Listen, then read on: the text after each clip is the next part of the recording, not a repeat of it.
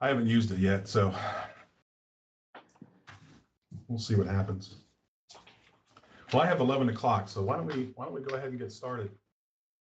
Welcome everyone to another Saturday webinar made possible by the Ashbrook Center, which is an independent center at Ashland University, offering a number of resources to help teachers teach young citizens what it means to be Americans. My name is Chris Burkett. I'm Associate Professor of Political Science and History and co-chair of the Master of Arts in American History and Government program here at Ashland University. For those of you joining us for the first time, the theme of this year's webinar series is Presidents and Their Times. And the point is for three scholars to get together, in this case, two of whom are experts in this area. And we'll just have a fun, informal, and interesting conversation about 10 presidents this year. As always, I encourage you to participate in that conversation by submitting questions in the chat box, and we will try to get to as many of those questions as possible. You will receive an email with a link to receive your certificate of participation for joining us today. As always, we base our conversations in everything that we do here at Ashbrook. We base our conversations on original documents. We've asked you to take a look, or we've recommended a number of documents which are available on the teachingamericanhistory.org website. And we will be referring to those documents from time to time today in our webinar. So let me introduce our panelists today.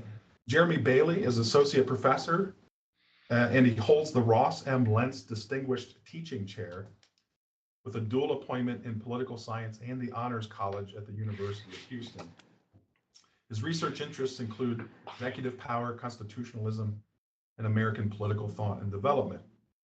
And Jeremy teaches regularly in our MAG program, our master's program, including courses on the American presidency and the early republic. Jace Weaver is the Franklin Professor of Native American Studies and Religion, Director of the Institute of Native American Studies, and Adjunct Professor of Law at the University of Georgia. He's the author or editor of 10 books, including That the People Might Live, Native American Literatures and Native American Community. And Jace has won numerous awards for his writings and scholarship. Jace and Jeremy both taught a course together in the past summer in our master's program on Indian assimilation, resistance, and removal. And so it's good to have both of you back together again for this conversation on Andrew Jackson, who is not only one of the most interesting individuals in terms of his personality and his background and just the kind of person he actually was in his life, but also maybe one of the more controversial of the presidents that we'll be dealing with this year in our webinar series. So I want to start with a broad question, and either of you can jump in, and maybe you'll answer this the same way, maybe you'll have different answers to this question, but I just want to ask what both of you think is the most significant impact that Jackson's presidency has had. What was the most significant or important aspect of his presidency that's had a significant impact on American politics, American history, the American way of life? And I'll let either one of you fight over who wants to start with it. Jeremy, why don't you start, since you're broader on this than I am? Okay, so I would, if asked, so the number one thing I think would have to be the creation of the Democratic Party, capital D, capital P, and the creation of the party system. I think those are probably clearly the most lasting elements of Jackson's administration and of Jacksonianism. I think there are some parts that are related to that we can go into, but I can say why that's important later. But just to lay it out there, I think it'd be the creation of the party system. And from my standpoint, it's the prolonged crisis around Indian removal from the South. Of course, Jackson was elected with the support of Southern frontiersmen. He himself, of course, was an old Indian fighter. He had fought 2 Indian wars prior to becoming president. And so he was determined to fulfill his campaign promise to remove Indians from what at the time was the American Southwest. It's hard to imagine it, but that's what it was called. So, okay, this is interesting. So we've got two big topics here. Let's start, if we don't mind, with maybe with Jeremy's, the thing that Jeremy mentioned, which was his impact on party politics in the country and the creation of the Democratic Party. And maybe eventually we can ask the question, are the two things that you mentioned related? Did the American Indian question have anything to do with the creation of the Democratic Party? But Jeremy, can you just fill us in on what you think was how did Jackson, what was his role in the creation of the Democratic Party? And how did this come about? Was this because the typical sort of story that I hear is I always hear that the creation of the Democratic Party was largely the result of reacting to the creation of the Whig Party, which was established in opposition to the kinds of presidential overreach that they thought Jackson was engaging in. Is there any truth to that? Yeah, I think that's probably true. That's not exactly what I had in mind. I was maybe making a broader and less specific point, and I'll explain that in a second. Let me also cheat a little bit and give you my second most important issue. That way I can preload the discussion for down the road. And I think that would be Jackson's defense of executive power takes a particular form that I think is especially important, and it unites various policies in Jackson's administration. But his use of executive powers is especially important in the party system for the reason you suggest, Chris, because it's what unites the Whig opposition to him. And so understanding Jackson means understanding executive power. But let me come back to the first point. And then by the creation of the party system, this is something that's not my idea. It's a very common idea out there, but it's an important one for people to think about the period to grasp, and that is that before the Jacksonians, and here I'm not trying to credit just Jackson with this, but before the Jacksonians, the common idea was that political parties were a kind of, at best, a necessary evil, or a kind of emergency measure. So, for example, Jefferson and Madison create parties. They found parties, but they don't believe political parties should stay. They don't believe parties can have a positive influence. Rather, they're an emergency measure used to meet the threat of Hamiltonianism, which is a bigger threat. The Jacksonians, and here, of course, Van Buren is important, but Jackson too, are the first to really give what we might call a positive, good defense of parties. And in that sense, the Jacksonians are closer to us today than they were to, say, maybe the Americans of the era of good feelings. So in some sense, there's a kind of modernity to the Jacksonian party system that is closer to us today in our own lives than it was to just people living a decade or so before that. And I think that's a very important point. Yeah. So they became more. Sorry, go ahead, Jason. I was just going to say that in the election of 1828, when he is elected, it's just interesting that someone called him a jackass, and so he used the donkey as a symbol, and that's still the symbol for the Democratic Party. Amazing.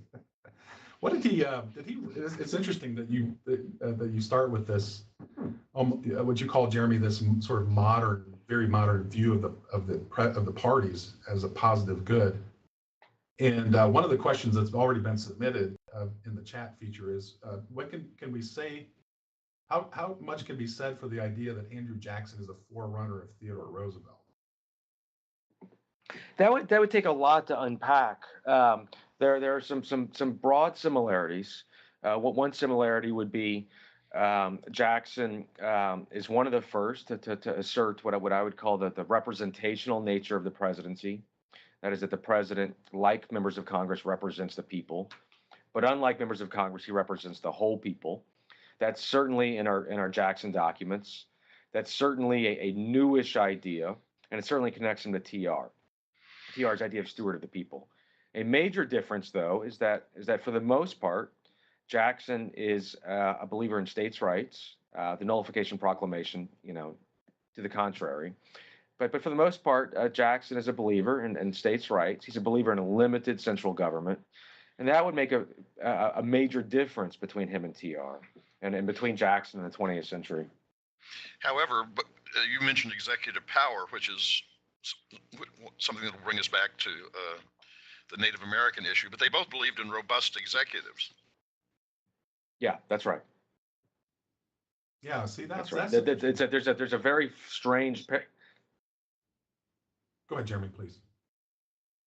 I was just going to say there's a very strange paradox with Jackson, and Tocqueville noticed it, but people have commented on for a while, and that is that Jackson tried to blend a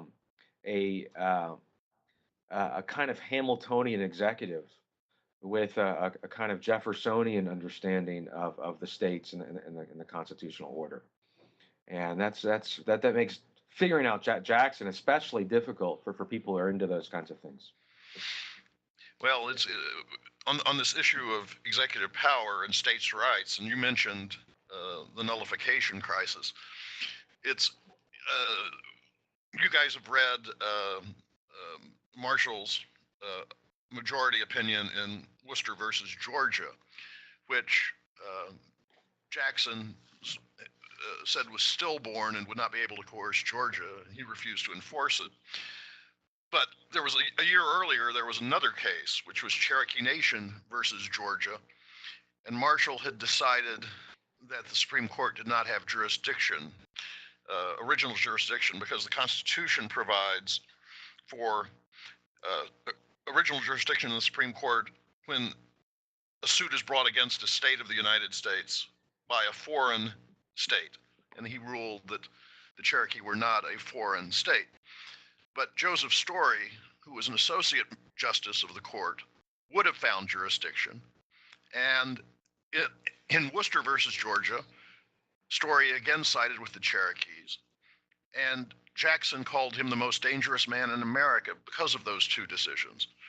But in less than a year after Worcester versus Georgia, Story is at the White House sipping wine with the president and being toasted by him. What has changed is South Carolina has passed the nullification ordinance. And suddenly, despite his belief in states' rights, a good Federalist decision looks much better to him. Worcester. That's fascinating. Yeah. Yeah, because you've raised an interesting, what always struck me as a paradox in Jackson, because as Jeremy pointed out, he's known for as a strong defender of states' rights, which is why, by the way, going back to this question of whether Jackson's a forerunner of Theodore Roosevelt, I would broaden that question a little bit to say, in what sense is he a forerunner of the progressive understanding of the presidency? But among progressives, there was some loved Jackson, some despised him. The Woodrow Wilson type president had a lot of contempt for Jackson because of his defense of states' rights. But as we know, Theodore Roosevelt, in that speech that I think Jeremy was referencing earlier, where Roosevelt thinks of himself as the steward of the people, Roosevelt describes two types of presidents. There are the Jackson-Lincoln types of presidents, and then there are the Buchanan-Taft types of presidents that aren't very energetic in their office. But yeah, at least Theodore Roosevelt seemed to have a high degree of respect for Andrew Jackson because of his willingness to use the power of the office for national policies that were good for the whole somehow. But to your point, Jace, I've always struggled with how do you resolve the fact that Jackson was so pro states' rights at the beginning, and yet he really came down really hard on South Carolina for the nullification crisis. I think what you were just describing is really helpful. Yeah, he was very much pro states' rights in the beginning, and one of the reasons he pushed Indian removal so strongly is that he feared that if he did not remove Indians from the southern states, that they might actually secede. He thought he was trying to keep the Union together, was one of his arguments. But then the Nullification Ordinance, which is another brick in the road to civil war, comes down, and suddenly he sees that there are limits to states' rights. It doesn't change his view on Indian removal, and he continues to pursue those policies. But he gets he asked for the force resolution to use force if necessary to enforce the tariffs, but it never had to be done. Yeah. So it's fascinating. If you look at two of the messages or two of the speeches from Jackson that we recommended for today, the first two are his veto message of the bank bill, where one of the reasons he gives is for vetoing the bank bill is that it's he calls it subversive to the rights of states. So even that's in 1832 in July, and then 7 months later in December, he's issuing the proclamation regarding nullification. So is Jackson just all over the map? I've read people who say Jackson's inconsistent in his views on these things, or should we say that he's being perfectly consistent in doing both of these things? Well, at the time of Jackson, it isn't until after the Civil War that the United States is a unitary thing, that we say the United States is. It was far more common in Jackson's era to say the United States are. At the same time, Jackson was for preserving the Union. And the Nullification Crisis, he thought, threatened that. See, that's interesting. Yeah, I would, if we were to conjure Jackson or maybe Roger Taney here, I think maybe what they would say is well, look, there's a difference between thinking that the states have certain rights and the Constitution lays out those rights, and there's a process for that. And when in doubt, read the Constitution to respect the agreements that were made in the Constitution, which include agreements made towards the states. So, for example, the state can't have a state built within its own state, right? But there's a difference between that kind of sensitivity towards states' rights and then a state saying, look, after the political process works out in Congress, we're not going to abide by the result, and that is, if we don't like the terms of the tariff, we're gonna nullify it. So I could see one saying, look, just because you believe in states' rights, that doesn't mean you have to believe in nullification. So I would expect that would be the kind of way that you'd figure that out. Now, the deeper question would be is of course, whether the foundations for those arguments can allow that kind of distinction, and that's more challenging. And my question with Jackson is I don't know if he was thinking at that kind of level or not. And sometimes I think he is, and sometimes I think he isn't. So I guess that helps me actually a lot, because what I've always looked for is what are the sort of unifying principles, if you will, that informed Jackson's decisions on these sorts of things. And I can see one, what you're both suggesting to me is, I can see one overarching one, which is preservation of the Union. Absolutely. In his day, yeah. Absolutely. That's useful. That's very interesting. And that let me add to that. That would attach also, one of the positive good cases made for parties, and this is a little bit more Van Buren than Jackson, but Jackson would have believed this, is that the Democratic Party will hold the Union together. I mean, if you look at the election of 1824, with the Missouri Compromise in your rearview mirror, one of the things you're worried about is sectionalism, pulling things apart. And so if you can have a national party to provide a kind of unity to that, then yeah, that's one of the reasons why parties might be good, is to provide a kind of national unity as opposed to just sectionalist claims based on interest alone. So that'd be one of the positive good cases for party that they bring along. Yeah, that's interesting. So can I go back a little bit to the question of the national bank, because it seems that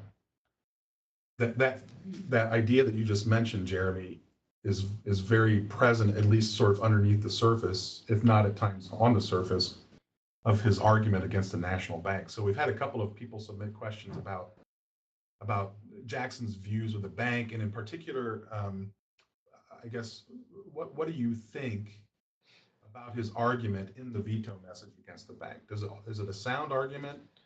Is it? And do you right? But, so I mean, my understanding. So when I teach the bank message, I kind of say that there are two kinds of arguments. There usually are in these kinds of things. There are the sort of the policy arguments about the merits for and against the policy, and often those are kind of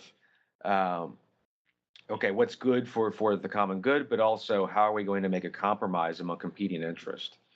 And over time, I find those to be less interesting. Maybe it's an occupational hazard that I face. I'm more interested in the second basket of arguments, and those are the sort of the constitutional claims that are made there, and what they look like. So, but if the questions are oriented towards bank policy, I would say that for one, this gets me a little bit out of my skill set. But my understanding is that um, the straightforward understanding is best, and that is that Jackson and his coalition believed that the bank was representing a certain elite interest, and they were doing so in a way that wasn't for the common good. Now, that had been an ongoing debate in American politics, going all the way back to Hamilton's financial plan.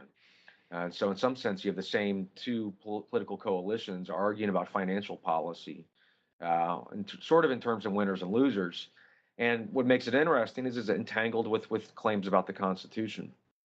And so I don't know if the questions are about the constitutional claims here. The two things I'd point out just as an initial matter there would be one, there is a question about the role of the veto power in our constitutional order that the message brings up.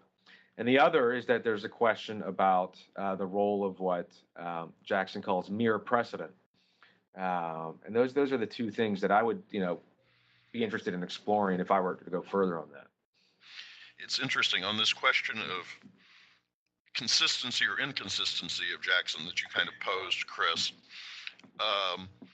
He's above all, I think, I mean, as you say, there's this unifying principle of preservation of the Union, but he's above all a pragmatist who can tack with the wind when he needs to.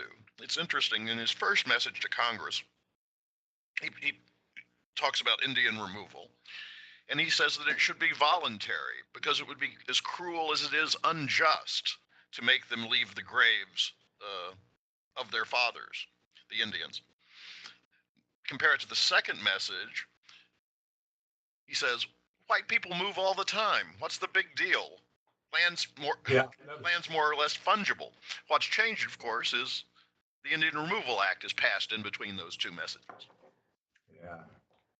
Yeah, that line stood out to me, Jace, as I was reading this message, which I confess I had not read before. And the second, that's the 1830 annual message. Yeah, he asked the question, is it any harder for American Indian tribes to leave their native lands than it is for white settlers to leave behind their brothers and fathers? That line really stood out to me. Yeah, in the 1831 message. I'm sorry, in the 1831. Oh, no, December 1830. You're right. You're right. We have the 1829 and the 1830. Yeah, in the 1830, yeah. Yeah. And the Indian Removal Act passed in late May of that year. Right. Yeah. So the message was December after the passage of the act in May. Yeah. Let me say one thing about the first message, the first annual. So that's the 1829 one, which I noticed this time for the first time on rereading it, and that is that so Jackson is talking about more or less trying to continue the sort of prior policy of assimilation, which one could argue has a certain kind of justice to it or nobility to it, if successful, or maybe one could argue it's a fairly decent policy under the conditions, but it was a spectacular failure for a variety of reasons, and one is that the people who were proclaiming the policy didn't enforce it. Or didn't know how to enforce it. So maybe it was an unenforceable policy. But the point that I noticed is that Jackson says, look, judged by its own terms, the policy is not working because we keep on pushing the Indians further west. And how do you, and forcing them to start over, and judged by its own terms, put them backwards in their march towards civilization. And so if you believe that civilization and assimilation is your goal, judged by its own terms, the policy isn't working. And I thought that was a very interesting criticism. Of course, it leads to, again, with Jackson, perhaps the most clarifying thing is that he wanted to get rid of the Indians from day one, and this was all, what we might call mere rhetoric. Maybe that's the best explanation. But if that's not that, yeah, go ahead, Jace. I was going to say, you know, George Washington had set the policy of assimilation in place, and that had been more or less followed on through. After the Louisiana Purchase, Jefferson speaks of relocating the Indians west of the Mississippi, but drops the idea. And Georgia had been promised in the Compact of 1802, in exchange for surrendering its claims to the western lands that became Alabama and Mississippi, the federal government would remove Indians from its new internal boundaries, but it didn't say that they had to use force to do it, and it didn't say when they had to do it.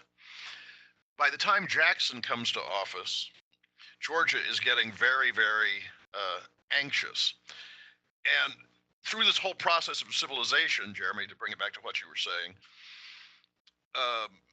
the missionaries make the argument about removal that it will set them back. De Tocqueville talks about it, that when they are relocated, they just go back to the chase and back to their old ways. So I think Jackson is echoing that in the first message, but by the second, he just knows they have to go. Jace, do you think that the second message is Jackson's policy from day one, and that the first message is just him sort of gesturing? Is the second message the true Jackson policy, and the first message is kind of? I do, because he's pushed for the Indian Removal Act, and I think he's trying to soften up people, particularly Northeasterners. It doesn't work, but he's saying, it should be voluntary and it's benevolent and they can go and exercise their sovereignty elsewhere and blah, blah, blah. I think that's just to try to get some Northern votes. But in the end, removal, as you know, is passed almost strictly along sectional lines. The South thought the North was hypocritical because they had taken care of their Indian problem long ago, and they were trying to prevent the South from taking care of theirs. Yeah, I was going to ask two questions along these lines. You both started to address them. One is, how sincere was Jackson? Because again, in his 1829 message, it's all about sort of the humanitarian basis. This is good for the American Indians. Look at what this will allow them to do. And then in the 1830 message, he's really emphasizing the beneficial effects. He's more emphasizing, I should say, I thought, the beneficial effects that this has on the existing states and the possibility of westward expansion. In the 1830 message, he says, in laying out some of the benefits of the act, he says, by opening the whole territory between Tennessee on the north and Louisiana on the south to the settlement of the whites, it will incalculably strengthen the southwest frontier, render the adjacent states more or strong enough to repel future invasions. It will separate the Indians from immediate contact with settlements of whites, free them from the power of the states, enable them to pursue happiness in their own way and under their own brood institutions. But it seems like in the 1830 message, maybe I'm reading this wrong, he's now sort of showing his hand by pointing out how the Indian Removal Act and the policies that follow from it are good for white Americans in the existing states. In the 1829 message, what I got was, this is going to help reclaim them from the wandering life. It's going to help civilize them, but they'll also be free to live their own way of life.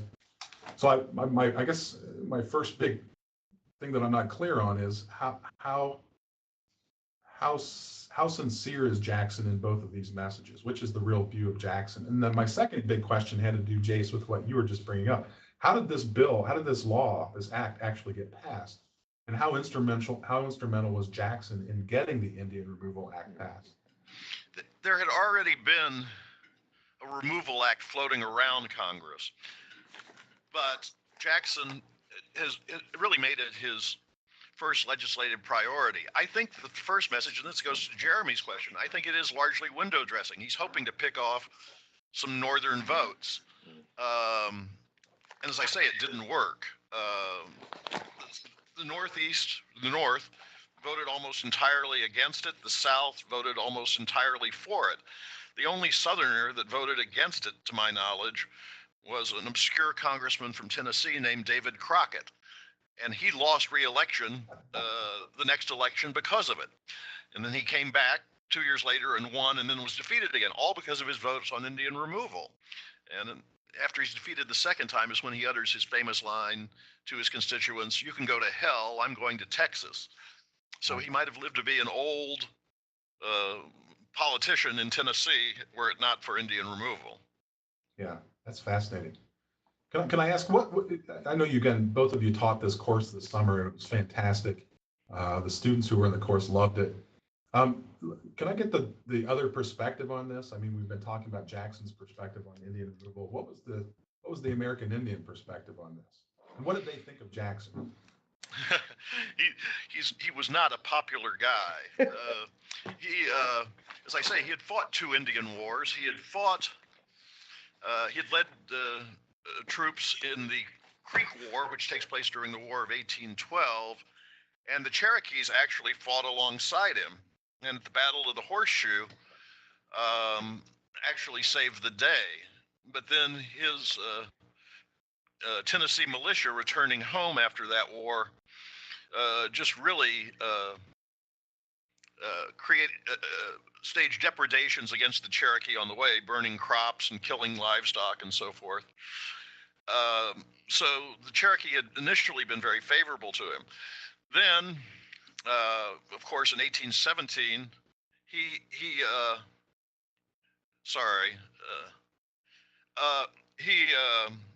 in 1817, he leads federal troops into Florida in the so-called First Seminole War to punish the Seminoles for harboring self-emancipating enslaved Africans. And of course, getting Florida from Spain was a happy byproduct. So he was not a popular guy among Indians when he came into office.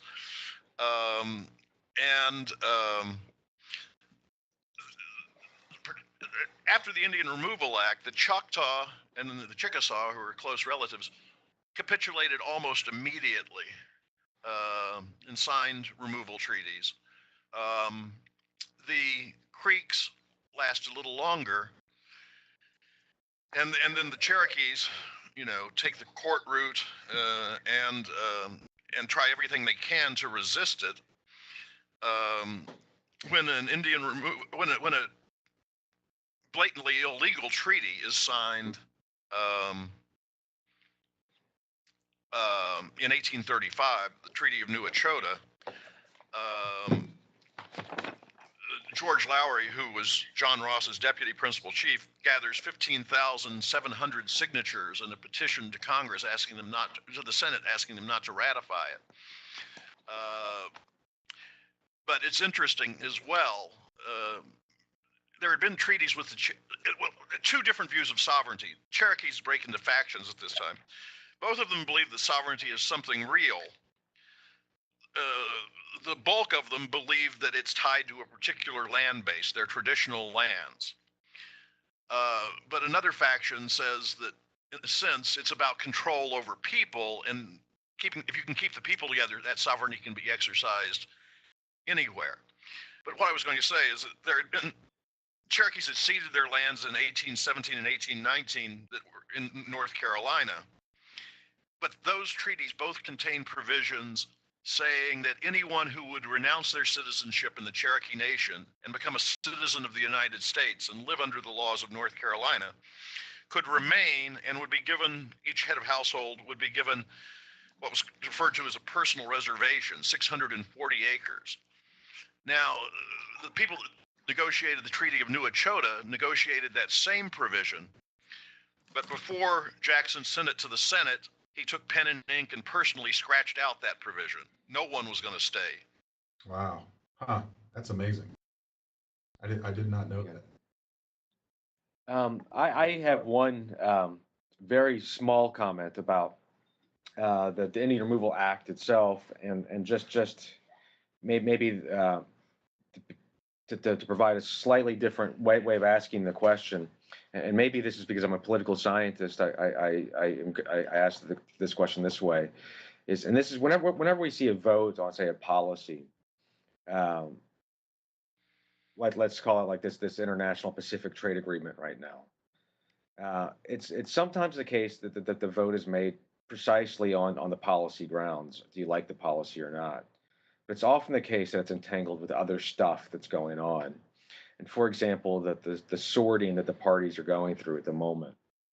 And with the Indian Removal Act, my guess is that when you look at the votes, you're going to want to put that in the context of sorting with other votes. Now, that's a question. Should the Indian Removal Act be something that's studied simultaneously with, say, votes on the bank, or votes on the tariff, or should it be treated as something different?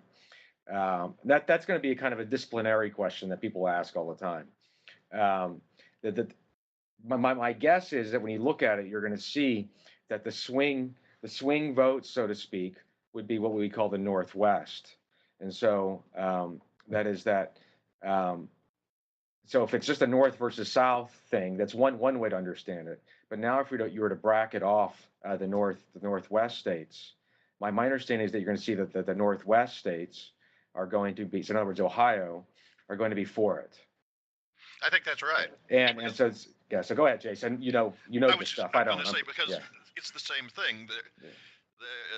They still have the Northwest still has Indian issues at this time.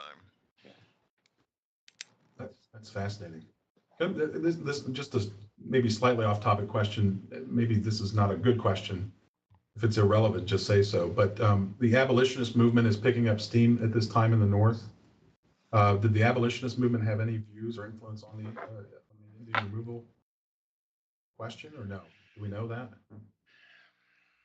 Well, we do know that Northeasterners who favored abolition also were sympathetic to the Cherokee cause.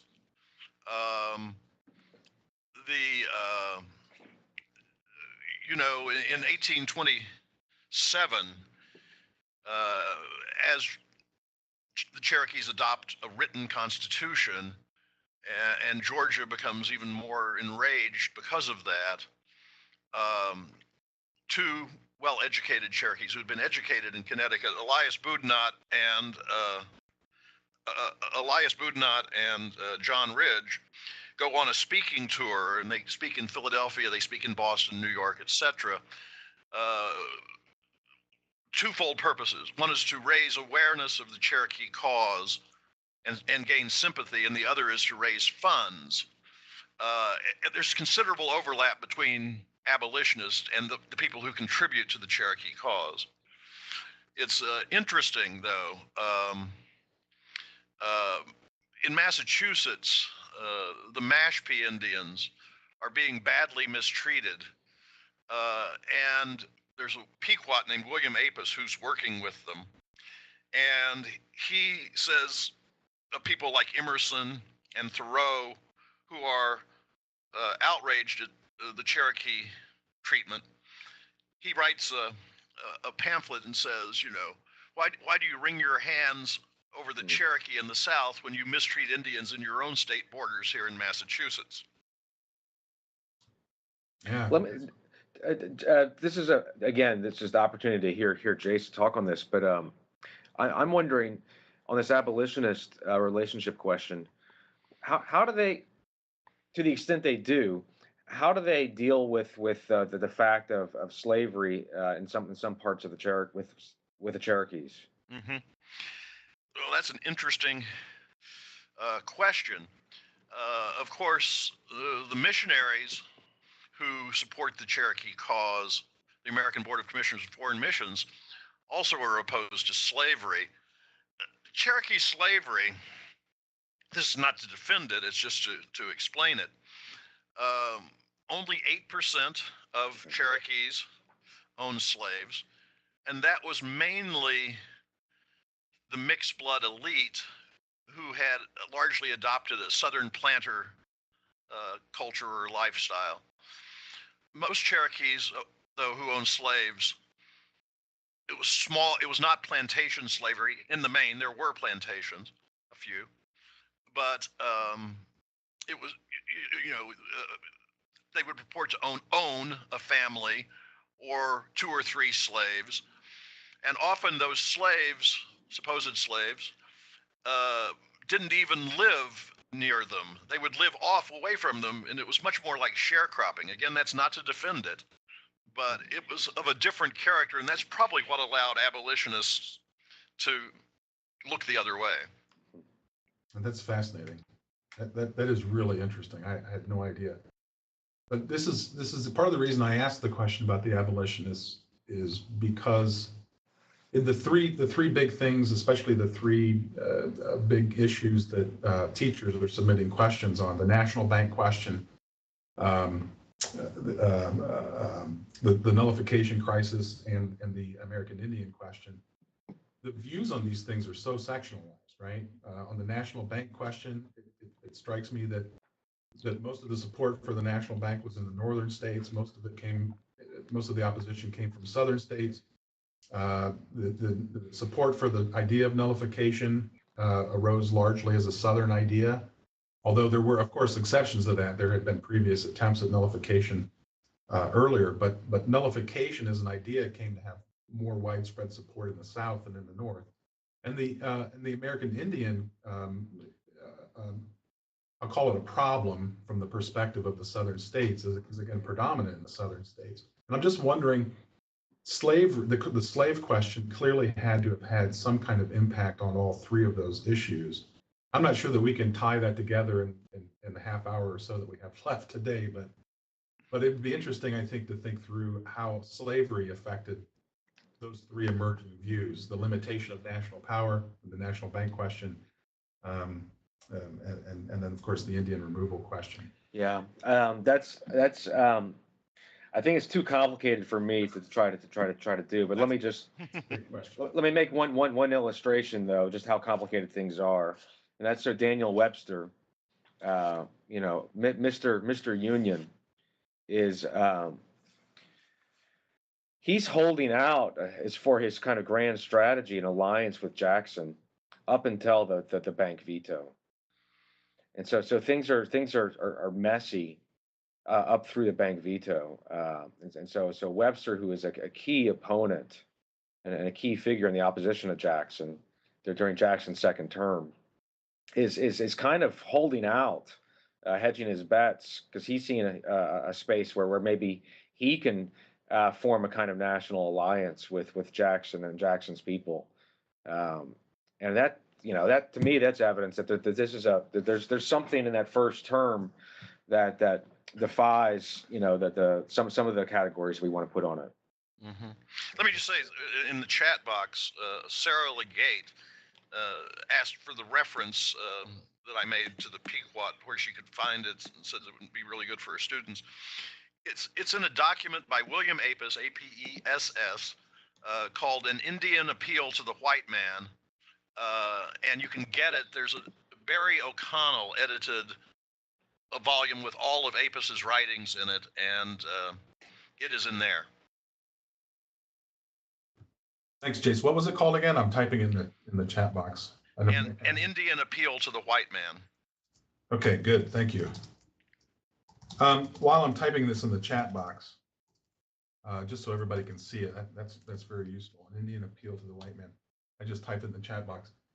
There were, since you brought up the chat questions, there were 2 or 3 that wanted to ask us almost the same question, and it had to do with Jackson's personal views with regard to American Indians. And so, a few people mentioned his adoption of a Native American boy, and another question had to do with his willingness to use American Indians as allies at the Battle of New Orleans. Do we have any thoughts on what his personal views toward Indians were?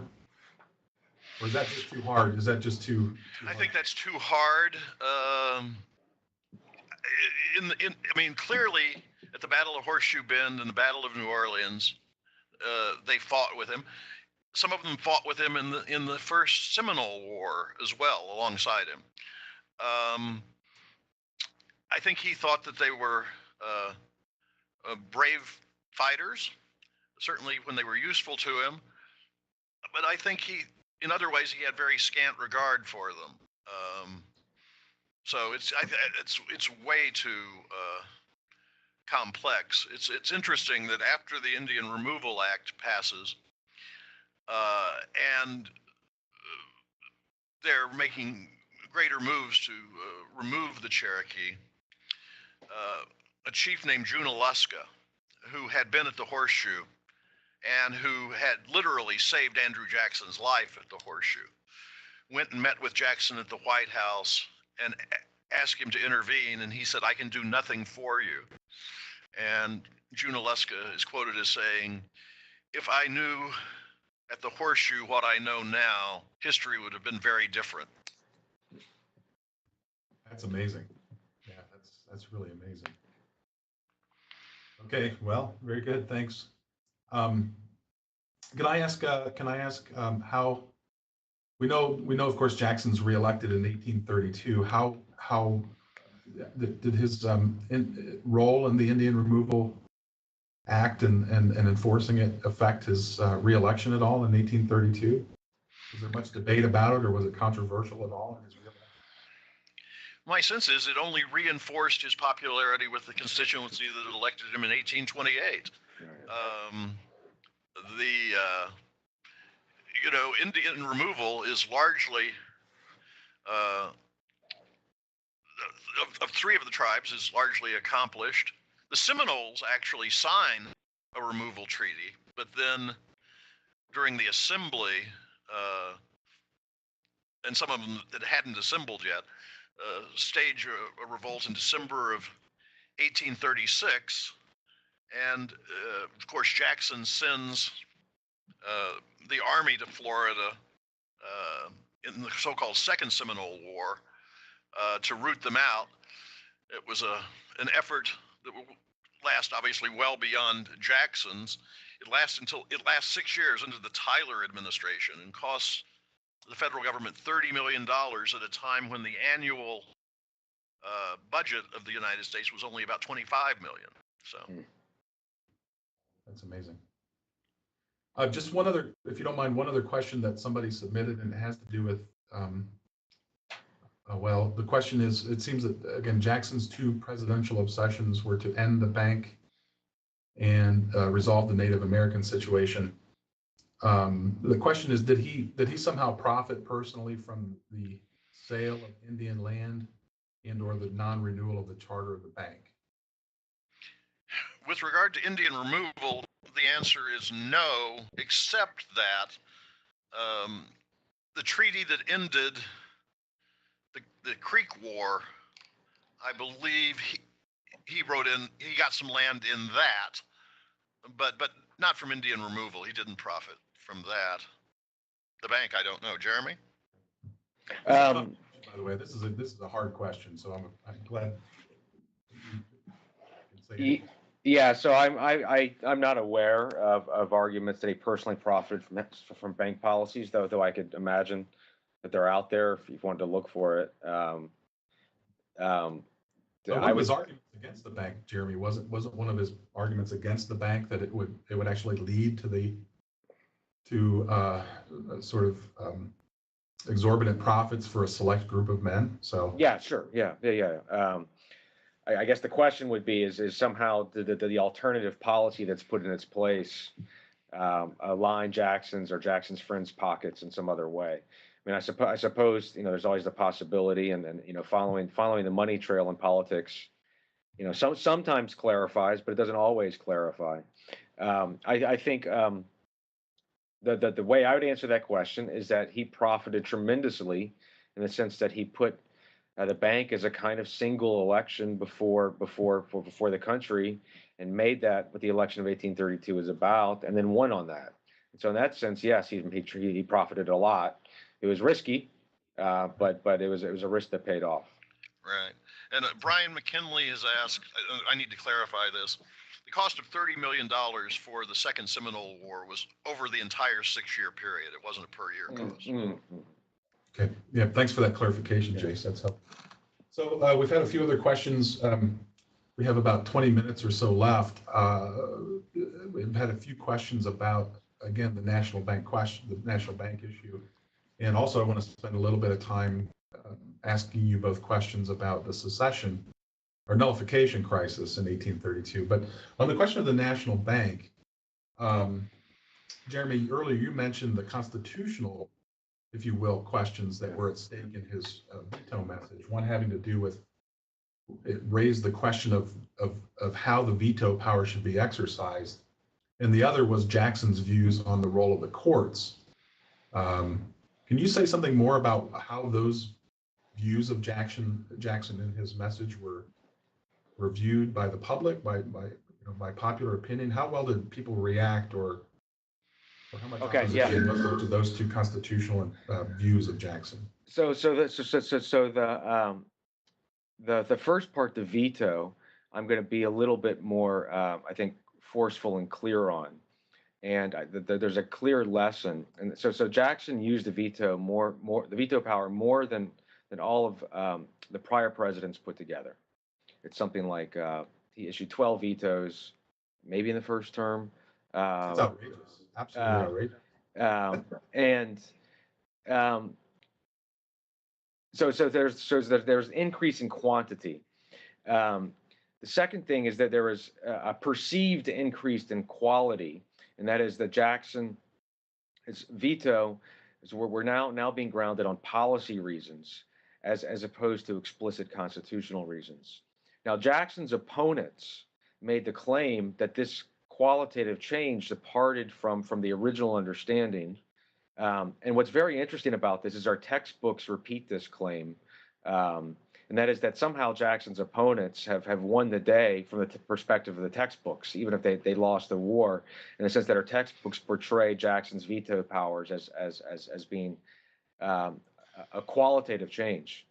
In fact, they weren't. That view of the original understanding of veto power is incorrect. It's also an incorrect presentation of the way early presidents, and I'm thinking of Washington and Jefferson and Madison, conceived of the veto power. And so for whatever reason, our textbooks repeat this error, and good friends of mine repeat this error all the time. So that's one sort of thing to note, is that there was a contest over the scope of the veto power. Jackson's opponents made certain claims. They ultimately lost politically, but for some reason, historically, they seem to have had their message sit in. So it's a kind of irony of history that you might say the Whig view of the veto power was more influential than it should have been. By the way, Jeremy, can I this is interesting because as far you talk about whether there's a real change here in the use of the veto power. President Washington issued vetoes on policy ground, or at least one that I know of, if I'm not mistaken. Yeah. Did he veto a bill having to do with garrisoning of Western forts on the grounds that it would have been bad policy?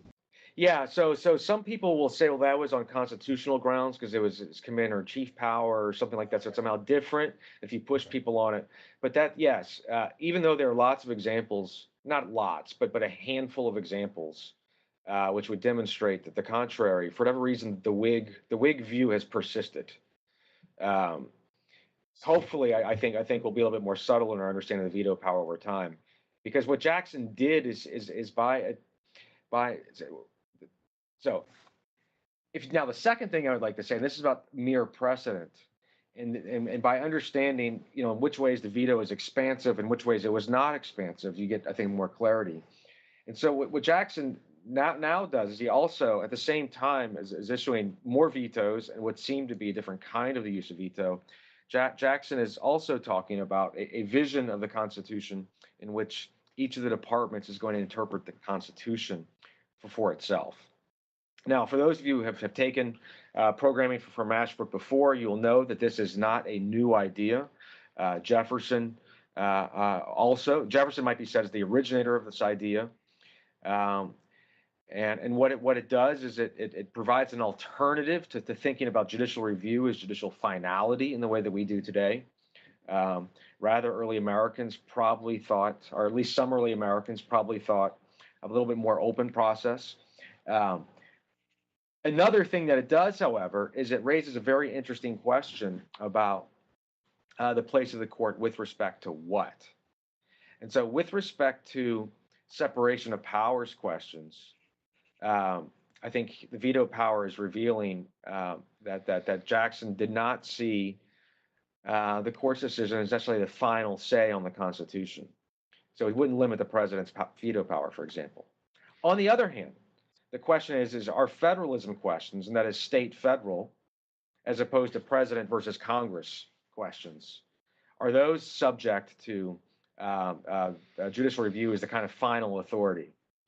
The bank veto, I don't think, doesn't answer that question. So I think this would be a great mag thesis, for example, is what is Jackson's view on the Supreme Court as the final authority with respect to federalism questions? Maybe the bank suggests that it's not. Comparing him to somebody like Madison, for example, who's clearer on this. Madison believed in a kind of coordinate review for separation of powers type questions, but Madison did not believe in coordinate review for federalist questions. And so, in other words, the national federal judiciary would be the final say on state disputes or the amendment process. Let me. You brought Madison up. Can you just say that again? I'm sorry, Jace, to interrupt, but can you just say that last part again? Yeah, so there's been a revival of the study of coordinate review, and some of that is being driven on the right since post Reagan, basically. Now, what the scholarship does a nice job of doing is showing that key presidents either played footsie or embraced the idea of coordinate review.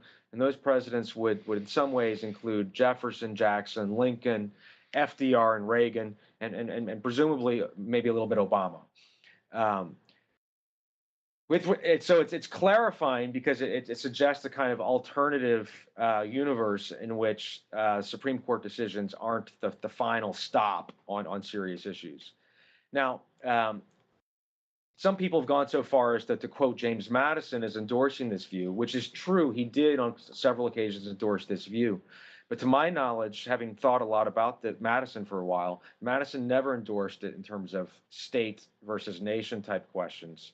It was only in separation of power questions. And so you wouldn't embrace coordinate review for a decision about the authority of the states. Yeah. Let me just say a couple of things. By coordinate review, you're talking about extrajudicial interpretation of the Constitution, right? That the executive makes an independent determination about the Constitution. And I think that here's where we can come back to Indian removal. I think his refusal to enforce the Supreme Court's decision in Worcester versus Georgia points at Jackson having such a view. I don't think it's purely expedient. So I think that it's that same thing, and of course you see it in Lincoln at the time of when he suspends habeas and Taney tells him he can't, but he just ignores it. So there is that view runs through all of American history and all presidential history, I think. On the question of the veto, Jeremy, would it be fair to say that Jackson was vetoing bills that came to him from a Whig-dominated Congress? I mean, how many Democrats were there in Congress? Who controlled it? So the problem. What happens in the second term is much clearer. The first term I don't have a handle on. The second term, Jacksonians control the House. Anti-Jacksonians control the Senate. Mm-hmm. And so, for example, he's censured in the Senate, but there's no movement on that action in the House because the Jacksonians control it. Now, I'm using Jacksonians and anti-Jacksonians on purpose because it's not quite clear. So, for example, in the first term, there are people who call themselves Democrats who are actually voting against Jackson and voting with people who would become the Whigs. Okay. And so there are Southern Whigs emerging in that first term. I think especially from Virginia, where some of the old guard saw that this sort of frontier coalition was not sympathetic to what they had in mind. That's to say, I don't have a good handle on the first term as much. So who was voting for the bank? I'm going to guess that it was regional, and then I'm guessing there are some anti-Jacksonians add-ons to that. That's fascinating. Thank you.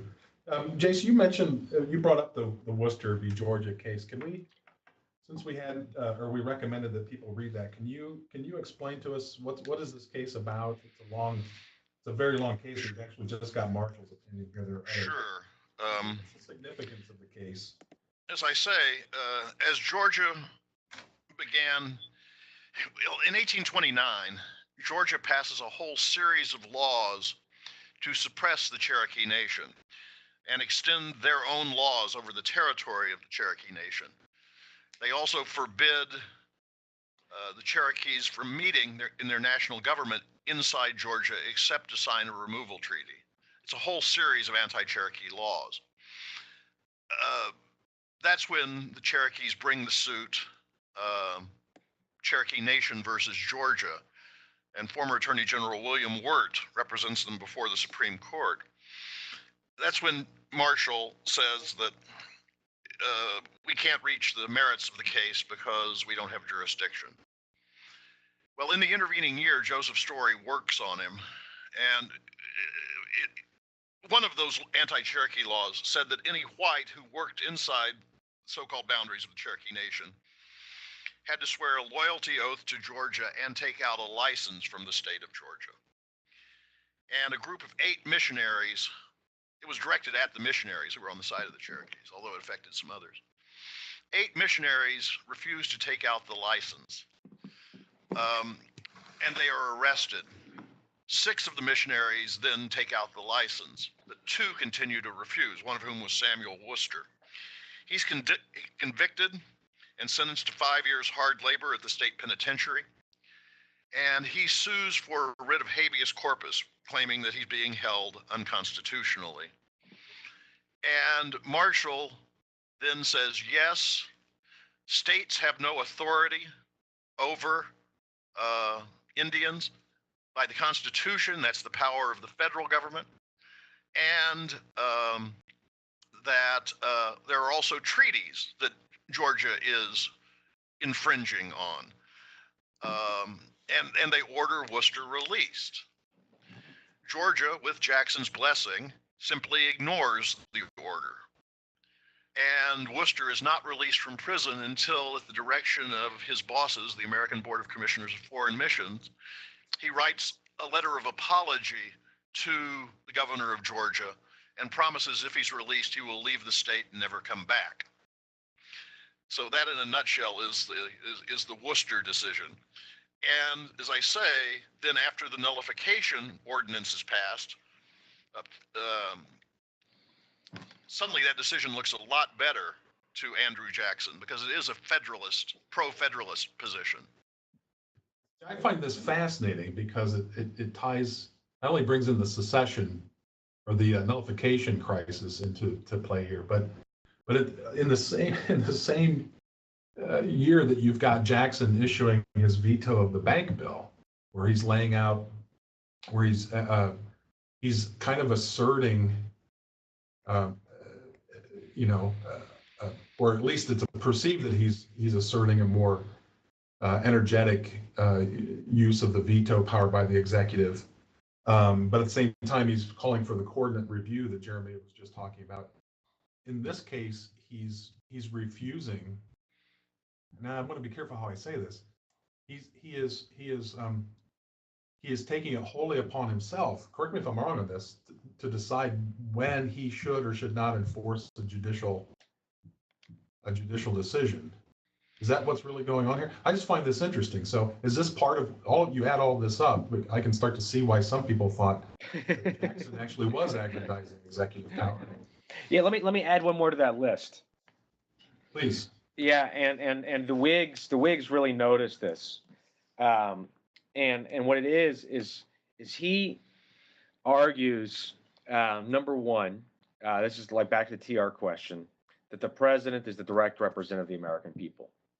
Notice he says this in the context of the bank. He also says this in the context of nullification. One evidence that there's this thing called union that exists beyond state sovereignty is that the president is represented by the whole. Now, the next thing that he adds to this is that when the president acts on behalf of the whole, the people are speaking through the president. And that means that that the election of 1832 was an election about the bank policy. This is relatively routine for us. To argue that an election can decide a policy issue. This just drives people like Webster and Clay into fits. This is just inconceivable for a lot of the reasons that political scientists today say it's inconceivable that an election can decide a policy issue. Did the people vote for George Bush because they agreed with reforming Social Security? No, they probably voted for George W. Bush because John Kerry was for it before he's against it, right? So to disentangle this stuff is really difficult, and the Whigs are trying to make this point. Now, by the way, when you push this down the road, Lincoln is a Whig. He can't embrace the Jacksonian argument that the president represents the people, A, and B, that presidential elections can solve policy issues. That's the Democratic Jacksonian position. The Whigs have been arguing about that for 20, 30 years. And so Lincoln, if you watch him in 1860 and 1864, Lincoln is confused about this question. So this is a kind of an unsettled thing that Jackson just unleashes onto the country, and he goes beyond that. So the removal of the Treasury Secretary. The reason why he can remove the Treasury Secretary is because he's representative of the people. The Treasury Secretary is not, which in Jackson's mind means that Congress cannot issue orders to the Treasury Secretary that the Treasury Secretary has to follow if the president says not to follow it. Which is to say that the Treasury Secretary doesn't have to enforce laws passed by Congress if the president tells him not to. That's amazing. That issue is still with us today, because tomorrow, if the Congress were to pass a law saying the Secretary of Defense cannot do X with respect to Iraq or ISIS, the president would say, "Oh, wait a minute, you can't tell us the Treasury, the Secretary of Defense that." But that's what Jackson is created, and that's what the Whigs are reacting against. Yeah, that's a great parallel. Brian has put a question in there having to do with this. It's tied to this. Brian's question is: would it be fair to say that pre-Jackson, the House of Representatives was considered to be the representative of the people? So Jackson, of course, is claiming to be the representative of the people in his own way here. But of all the people, whereas the House of Representatives, the representatives only represent their districts, or some might say more broadly, their states. And of course, the Senate at this time are elected by state legislatures, so they are the representatives of the states, not the people. Okay.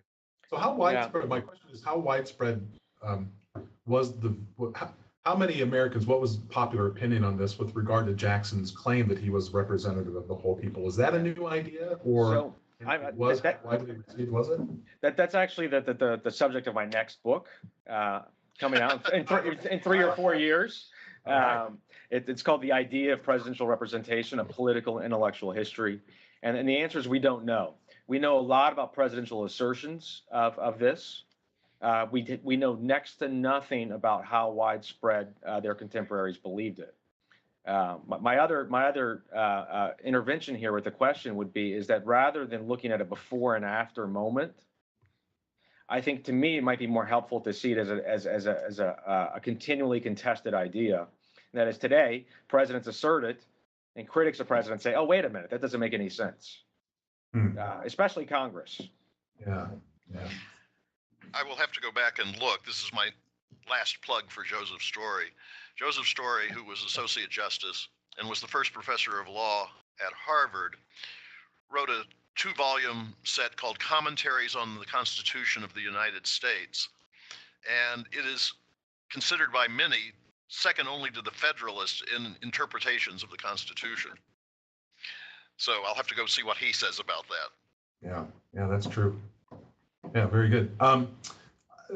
Maggie O was asked about the best books on Jackson. I'll give you guys a minute to think about that if you want, or you can answer that now. We have about 5 minutes left. Let me throw another possible question out. We don't have to talk about this. We've got 5 minutes left. I'd like to know your thoughts on how well Jackson handled the nullification crisis, or if he could have handled it better. Somebody asked a question along that lines earlier. You can, of course, answer that if you like, or take the last 5 minutes or so to talk about what we haven't talked about, but really should have talked about with regard to Jackson's presidency. So on the books question, the obvious answer is anything by Rimini. Yeah. And exactly and right. so just do that. That's very easy. So and he has one specifically on Jackson and Indians. yeah. The second thing I would say is that the chapter in Landy and Milkus's Presidential Greatness on Jackson I find to be very, very useful in terms of a short chapter. And as far as nullification, how well did he handle it? I don't have the details at my fingertips. I should have looked at my notes on this, but it's my understanding that Jackson took a number of measures behind the scenes to sort of prep nullification or his response to nullification. So there was both a kind of a show of force and legislative support. This is key. He gets Congress on board. And there's a kind of way out for the people that he's dealing with. And so as a policy endeavor, there's a lot more to it than just telling South Carolina you can't do this. There's actually 3 or 4 steps in the whole thing, including getting the force bill approval. So I would say it breaks pretty high. It seems to me it's a job well done in the way that he dealt with it. I would agree with that. I want to say on the other question, what we didn't say but should have. With regard to the Indian Removal Act, and Jeremy earlier in a different context, you mentioned the Trans-Pacific Partnership. Really, if you read the Removal Act, it authorizes the president to negotiate new treaties with the Indians for removal. That's what it does. So it's kind of the 1830 equivalent of fast-track authority for the president. That's very interesting. Yeah, I was going to ask about that because if I'm reading that correctly, it basically gives the president the authority to organize the territories too, right? The districts in the territories? Correct. And so Indian Territory is carved out of the Arkansas Territory. Indian Territory being what is essentially the state of Oklahoma today minus the Oklahoma Panhandle. Yeah. But that's a pretty, is that an unusual delegation of authority at this time to the president to say, here's the territory, you get to divide up the districts among the various tribes as you see fit? Has something like that been done before? This was debated with the Louisiana Purchase. Ah, okay. I find that fascinating. It's remarkable. So we have 2 minutes left, so I'll just throw out a big question. And that we can't answer in 2 minutes. I have a tendency of doing this, but we started with the parallels, the possible parallels with Theodore Roosevelt, and I mentioned that some progressives like Jackson, others don't like Jackson. In some more contemporary presidents, do you see sort of vestiges of the Jacksonian way of doing things with regard to his influence on Congress or his views on his role as the representative of the whole people? I guess I'll borrow a question from a previous session. Which of the most recent presidents, let's say in the 20th century, are the most Jacksonian? Or are there any? I can tell FDR is about the most recent that I would point to. FDR is the most recent Jacksonian president? Okay. Yeah, I mean, what's his name? I think the guy who, what's his name? There's a pollster type who categorizes various coalitions, and one of his categories for coalitions today are Jacksonians, and what he means is I think working class whites, and so in that sense that maybe that coalition or that's still with us today. Just thinking in that terms. I will say that modern presidents do not talk about political parties in the same way the Jacksonians do. We seem to have crossed a threshold post 1970s in which presidents like Jackson are stand on their own biography rather than anything else. But I think Jackson and his time would require a sense of political parties that just aren't with us today. Yeah, that's great. Well, we need to wrap things up, but I want to thank you both very much for being with us today. I mean, you've raised some great points, and I've learned a lot from our conversation today, and I hope our participants have as well. So thanks very much to both of you. This has been really, really good. Thanks. Really... And you were going to mention about the certificates? Yes. Yeah, I'll just remind everybody once again that you'll receive an email with a link to get your certificate of participation. So you should get that within the next week. I'll also mention that if you've enjoyed our conversation today, this is largely how we do things in our graduate courses in our Master of Arts in American History and Government program, which you can find out more information on at our TAH.org website, Teaching American History website. Our next Saturday webinar will be November 7th. That president will also be probably controversial. It's James K. Polk, Young History and Manifest Destiny, and we'll be joined by Dan Monroe of Millikan University and Eric Sands of Berry College. We've already posted the recommended readings for that webinar. So if you plan on joining us, take a look, and I hope to see you then. Thanks again for joining us. Thank you. Jason and Jeremy, well done.